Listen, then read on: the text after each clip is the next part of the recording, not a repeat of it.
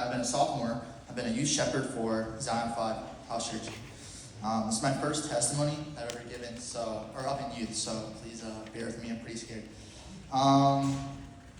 So most of y'all aren't familiar with the Yucatán mission trip, as it's not a youth mission trip, but I'm very honored to still give my testimony and to express how this trip has impacted me. I went in November throughout the whole Thanksgiving break, and this was my 4th time coming back, 3 with New Life and 1 time by myself.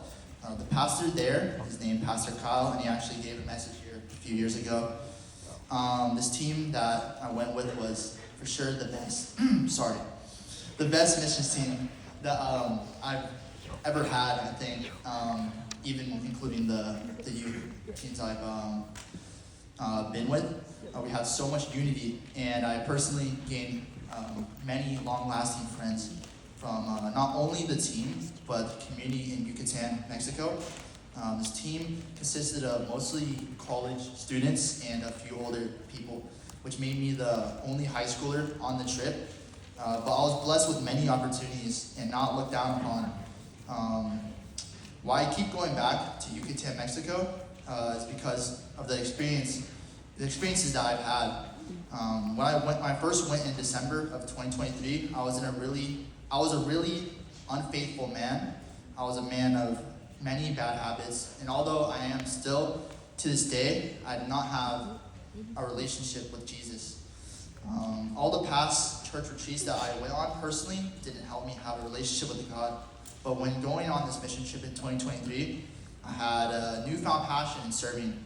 Then the summer of 2024 came around, and I had the opportunity to come back by myself for a short-term internship, but I had to make some decisions beforehand. My whole family planned a Hawaii trip, so I had to make a decision. Either I go to Hawaii with my family that I've not seen in a while, or I go back to Yucatán and serve Jesus. And my mental state at the time was very shaky too, right after New Mexico. And although this pick sounds obvious, that I should just go to Hawaii and have the time of my life, I decided that I was going to go back to Mexico. People questioned me, but I had no regrets at all.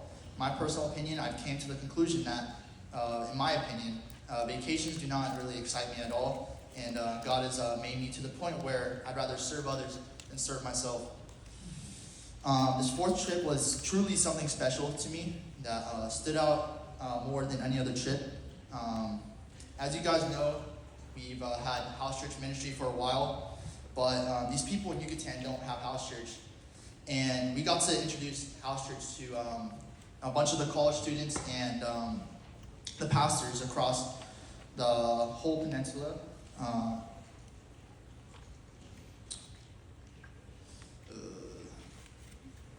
Throughout this week, Pastor Collins blessed me to give 2 testimonies. I wasn't actually let known about the testimonies until the week that I was there, so I only had like a day or 2 to prepare for these testimonies.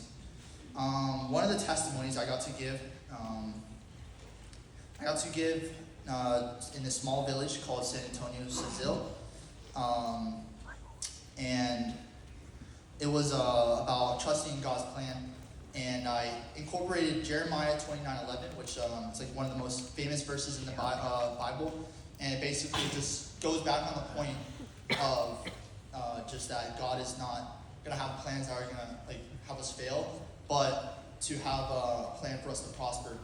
And not only that this verse means a lot to me, but it means a lot to these people as well, and I can tell. And the other testimony I got to give was to the college students there, and also some of the pastors there as well. And I got to share about my baptism and what it means to be baptized. And I think to me that it meant a lot, because these people actually don't know what it means to be baptized. And prior to both my testimonies, I had a lot of questions that really excited me, that they were willing to learn so much. And I think overall, these people were full of charm. I really saw it in the village, I think, as a whole. After I gave my testimony, they're all surrounding me and hugging me, and it really touched my heart. and that they really wanted to know more. And the fact that I got to share my testimony really meant a lot. But more importantly is that they're willing to get closer to Jesus. I think that's what means a lot more to me. So my testimony kind of got corrupted, so I'm gonna go ahead and so see what happens. Throughout this week as well, we work with the college students a lot, but we also serve like the kids in the village, and that was really good and it was really fun. And on Thanksgiving Day, I actually went to the fair, and these kids they don't have the most excitement in their life. So like little things like the fair means a lot to them. It was a very old fair with a bunch of broken down rides, but we had a lot of fun there, and I got to serve these kids. And sorry, so that really meant a lot to me. And these kids obviously, and the people there are not as fortunate with their money situation. And what really stood out to me a lot is that I had money and I offered to pay a lot, but they always denied my money. Even the kids, they were not full of greed. And I think if we were put in a situation where we had no money and we had an opportunity to get money, we would take it every time. But even these kids, they use their own like little coin pesos to pay for what they can get. And like behind my back, they would actually like give me snacks at the gas station with their own money. And that really truly brought me joy. And seeing these people struggle yet be such full of joy really stood out to me, I think, overall. And this throughout these years, like I've been going back for 2.5 years around there. I've seen the growth, tremendous amount of growth, and I think that this is not only like giving me a passion to serve there, but a passion to serve throughout the rest of my life. So I'm actually going back to Mexico for a year in July. So I'm taking a gap year after high school to serve Jesus in Mexico. Obviously I have the opportunity to go to many universities that I've gotten accepted to, but I am willing to make that sacrifice to go off to Mexico and serve Jesus. Yes, it's a big commitment and I'm sacrificing a lot, but God has really called me to serve the Lord. And growing up, I really didn't think I'd be in this spot right now. I've always been looked down upon when I was a kid. I've always been looked at as immature and not smart enough. And, I really thought like 3 years ago I just grew up to be a failure in life. But what I really realized is that, God has an amazing plan for not only me, but every single person in this room right now. And I'm very grateful that God has given me a purpose and to serve Him. And people, tell me that, you are very immature, you are very prideful, and you're not capable of doing anything in life. But this, as of right now, obviously stuff like that, it does hurt to hear, but I just pray to God, and that's really the solution to everything. Is prayer and reading the Bible. And although I'm not perfect to this day, I'm still, really struggling mentally.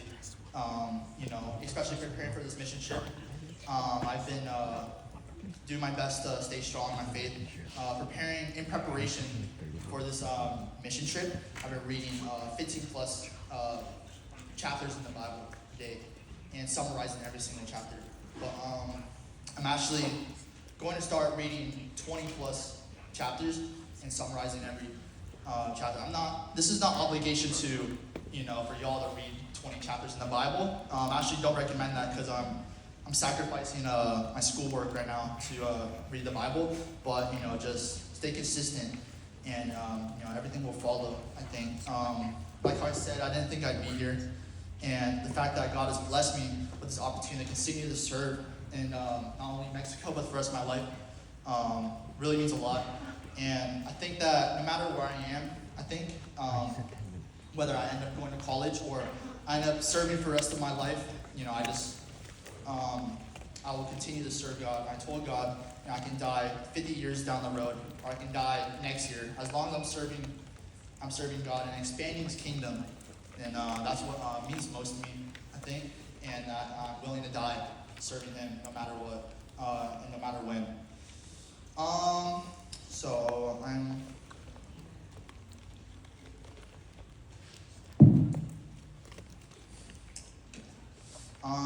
I leave in July, like I said, and I started a fundraiser to be able to go there. I'm gonna spend every single dollar I have to help the ministry over there, and